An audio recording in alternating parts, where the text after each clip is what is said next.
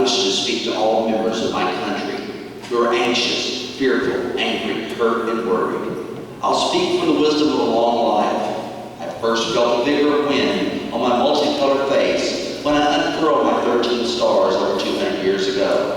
I looked down to see horses pulling carriages over cobblestone streets. Since then, I've looked up to see silver jets streak across blue skies. I've known all of our presidents. I've traveled from New York to San Francisco, from Chicago to New Orleans.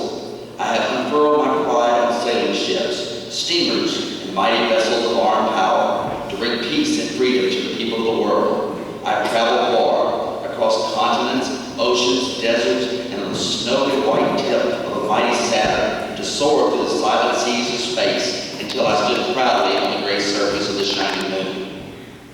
I was in the hands of your first president, in the blood and snow of Valley Forge. I was there when our nation was born, with the wilderness at her back and the seas at her side, and not one friendly neighbor to whom she, as a struggling infant orphan, could call for help in distress. I saw that child survive and grow strong to belch smoke from steel furnaces, break virgin prairie into a wasteland to a blanketed by fields of ripening grain. I flew on to ride from steel girders, topping skyscrapers in New York, Chicago, and Los Angeles. I've earned the right to speak. The price paid for my freedom of speech is a price few remember or can comprehend. Most forget, but I still see in my memory those bright, beautiful young men who died for me at Normandy, Pearl Harbor, and the Asian jungles half a world away. And when they died for me, I wrapped them in my love and draped my arm over their caskets.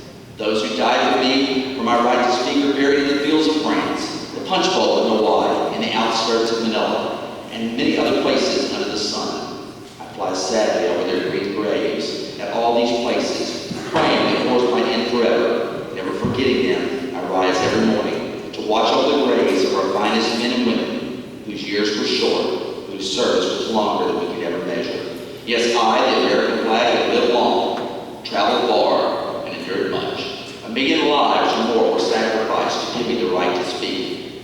Be proud of our country. There is so much about it that is beautiful, compassionate, tender, powerful, yet gentle. This week I heard school children say, I pledge allegiance to the flag of the United States of America and to the republic for which it stands, one nation, under God, indivisible, with liberty and justice for all. I'm proud of our country. I'm proud of our country's leaders, workers, my Army, Navy, Air Force, and Marine Corps, all dedicated to the dignity of man. Our American servicemen left a trail of their own blood behind as they liberated people they had never seen before and would never see again. And with the peace, they simply went home, asking no thanks and expecting no monument. I'm proud of my people's gifts to the world. Americans, be proud of our country, for no other country knows greater freedom than America. Yes, I'm proud of our freedoms in this country. Freedom to borrow or build, to buy and sell, to make an honest profit in return for services sincerely offered. Freedom to start your own business and create dignified job opportunities for people who want to know the pride of honestly working for a living. Let's be proud of our country. We have the tools to handle any task, to reach the moon, to move a mountain, or penetrate and photograph the inside of the human heart. I'm proud of this country. I say be proud you're an American. Be proud, be bold, be confident. You can do anything you want to do. You can climb any mountain. Possibilities, they're unlimited. When you see me flying, listen to the ruffles of my stars and stripes as I cry out to every boy and girl, every man and woman, dream your dreams, dare to believe you can make it in America. I am the American flag. I'm a symbol of freedom. I was created by an act of the Continental Congress on June 14, 1777.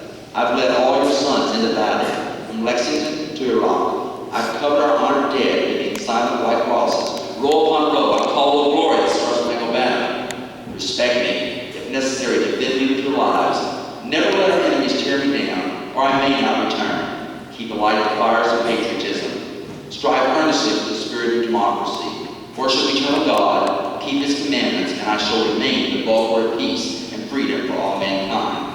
I'm not just a piece of cloth. I'm your American flag. Honor me.